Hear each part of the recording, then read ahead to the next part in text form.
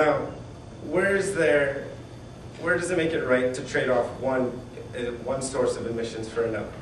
As my colleague Scott stated, fracking or shaling releases harmful toxins and poisons into water supplies.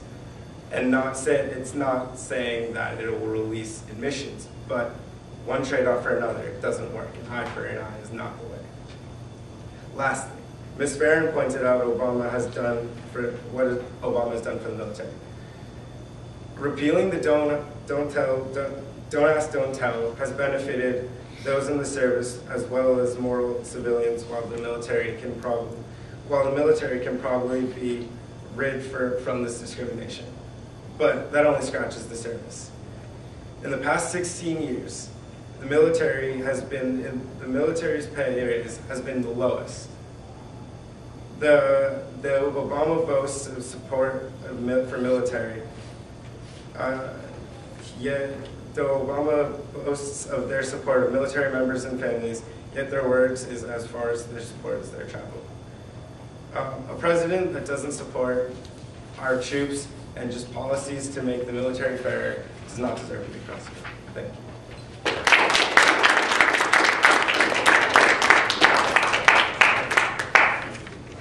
We will now hear from our third affirmative rebuttal speaker, Mr. Jackson Landry, who will be rebutting Ms. Emma Raymond.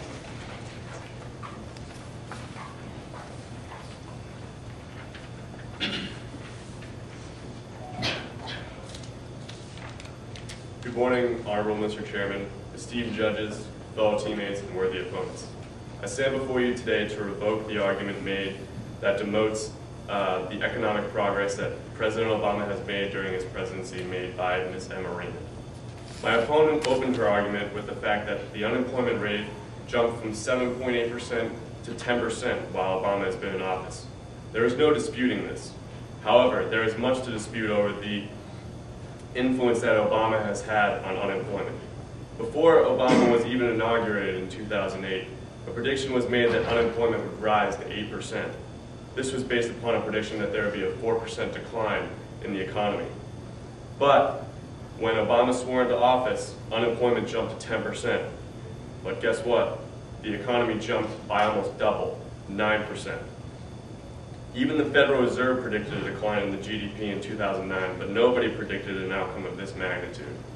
However, all were proven wrong about Obama's influence when he lowered unemployment by a full percent in 2010 when Ben Bernanke still forecasted a rise. Secondly, my opponent critiqued that, quote, Obama has not looked into the unemployment, end quote, and that there is a, quote, lack of detail for future jobs, end quote. In 2010, a total of 2.4 million jobs have been created, with a total of 3.7 million since the recovery began just 23 months ago. And just last month, the Labor Department reported a net addition of 243,000 jobs, lowering the unemployment rate to 8.3. Next, Obama's stimulus package has been criticized and declared unsuccessful for not creating enough jobs. Yet, a total of 2.4 million jobs have been created in direct correlation with the stimulus plan. More complaints during Republican debates have led the ignorant to believe that Obama has also raised taxes. However, 1/3 of the stimulus package aggressively lowered taxes, affecting 95% of taxpayers directly. A comparison shows that a total of $5.07 trillion were sucked from the American public under Bush, while only $1.4 trillion were paid as taxes under Obama. Overall, consumer confidence is the overarching power that mandates the markets. And with partisan battles deterring progress in Congress, it is no wonder that the American consumer is nervous to act out of their pocket. What we need is a confident leader that can lead his people into making confident decisions. My vote is for Obama 2012. Thank you.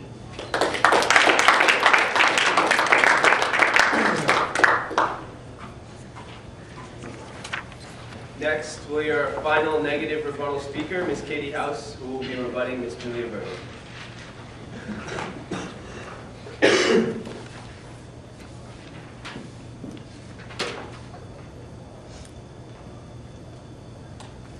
Honorable judges, worthy opponents, esteemed colleagues, and Mr. Biesold. My worthy opponent, Ms. Julia Berger, addressed 5 of Obama's actions in foreign policy. However, these quote-unquote achievements have actually caused more harm than help. By attempting to spread democracy throughout the Middle East, Barack Obama has only brought further conflict. The United States-Egyptian relations are at an all-time low. The Egyptian military, a once friendly ally of the United States, who receives $1.3 billion in annual aid, now promotes anti-American protests in Cairo. In fact, Egypt currently holds 19 Americans hostage, accusing them of interfering in its internal politics. Barack Obama's attempt to promote democracy turned an ally against the United States. Obama's decision to rush troops from Iraq caused further conflict and opened the doors for other countries' control. Just days after the U.S. left Iraq, a series of bombings exploded throughout Baghdad, killing 69 people and injuring almost 200. Sunni Islamists and Shiite militias now attack Iraq daily. Without the help from the United States, Iraq is about to crumble. Barack Obama only killed al-Qaeda leaders by continuing to torture captives in Guantanamo Bay, Cuba. Barack Obama had previously promised to close Guantanamo Bay during his presidency. On March 7, 2011, the president signed an executive order stating that he would resume military trials for detainees in Guantanamo Bay.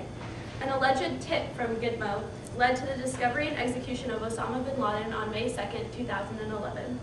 How can we trust a president who goes against his word and who tortures captives to achieve foreign policy success? In 2008, Barack Obama campaigned for change. What has changed? Iran works to create an atomic bomb. Egypt protests against the United States. Israel prepares for war. And Iraq faces even more instability. We got change and we still need it. Change of the presidency of the United States. Thank you.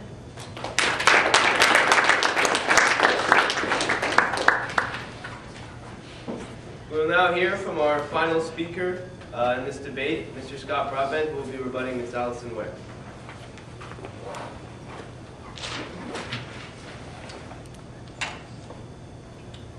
Good morning, honorable judges, worthy opponents, esteemed colleagues, and Mr. Chairman. President Barack Obama has ended a 9-year war that he did not start. He inherited a negative and turned it into a positive. For the first time in years, we can say that Iraq is an ally. We have left Iraq a functioning representative democracy. But Obama has not left Iraq behind. State Department spokesman P.J. Crowley stated, quote, "We are ending the war, but we are not ending our work in Iraq. We have a long-term commitment to Iraq," end quote. Obama has brought home 150,000 of our beloved troops while training and supplying the Iraqi army for years to come. In a time of deficit and economic uncertainty, Obama has eliminated a war that cost $160 billion in 2011 alone. In the words of our president, "We have persevered because of a belief we share with the Iraqi people, a belief that out of the ashes of war, a new beginning could be born. We have met our responsibility. Now it is time to turn the page." Since 2008, Obama has taken on immigration with hard work and smart policies. The Obama administration is on track to deport more illegal immigrants in one term than George Bush did in 2. Of nearly 400,000 illegal immigrants deported in 2011, more than 50% had committed a felony or misdemeanor. 17,000 border agents now guard our southwest border, the most for any president in our nation's history. These numbers are complemented by the streamlining of application processes, which helps to keep costs down and allows immigrants who go by the book to stay with their families. My opponent has argued that Obama's withdrawal from Iraq was irresponsible and that he hasn't spent enough money on protecting us here at home. In fact, the reality is just the opposite. Our president has withdrawn his fellow citizens from the perils of conflict while fulfilling our duty of cultivating democracy abroad. He has taken money once spent on killing away from home and spent it on preserving our country right here in America. That, ladies and gentlemen, is a cause that deserves another term. Thank you very much.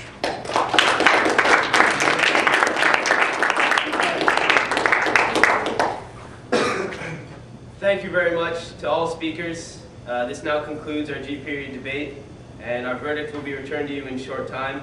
Really great job by all. That was awesome. Have a great day. A lot of money has been paid back already. Chrysler has paid back all of the loans given to them in 2009, and GM has paid back $23 billion to the Treasury. Thirdly, Obama signed a 2% payroll tax cut, which benefited the economy. It helped the middle class by reducing tax wages. The average worker saved about $1,000 in taxes. In a time of recession, encouraging more consumer spending by providing them with more take-home pay would be expected to help the economy. In times like these, we need a president who isn't afraid to spend a little money to benefit the country. He has all of these economic achievements. Obama 2012. Thank you.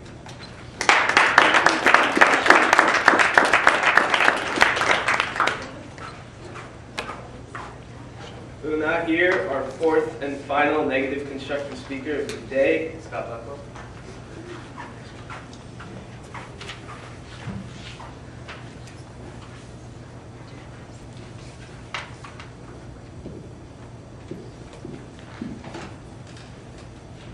Worthy opponents, esteemed colleagues, honorable judges, and Mr. Chairman. In October of 2007, during his presidential campaign, Barack Obama promised to, quote, set a hard cap on all carbon emissions at a level that scientists say is necessary to curb global warming, an 80% reduction by 2050, with incremental goals.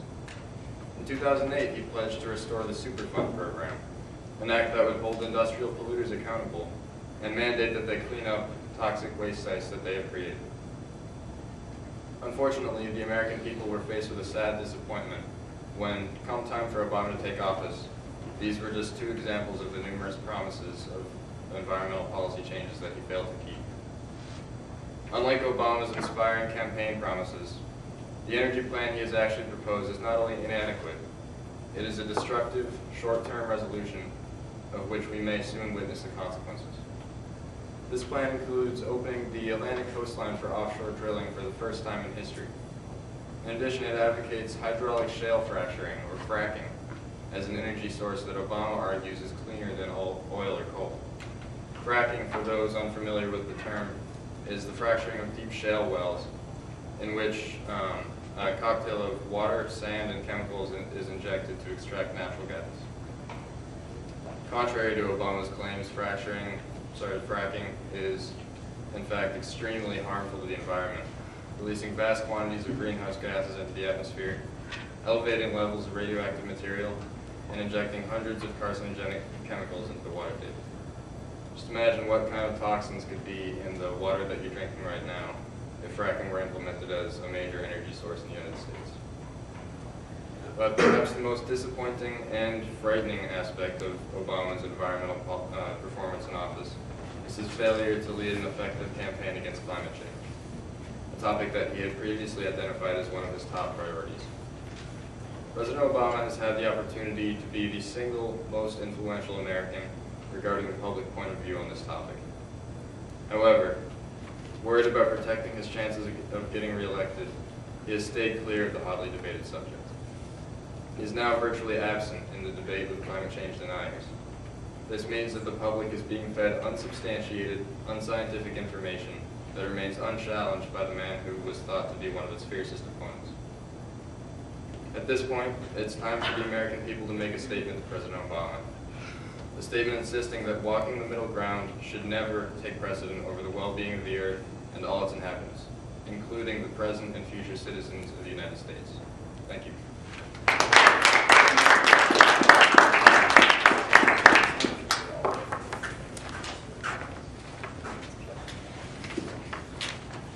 Thank you, speakers. This concludes our constructive arguments, and rebuttals will be held next Tuesday. Thank you.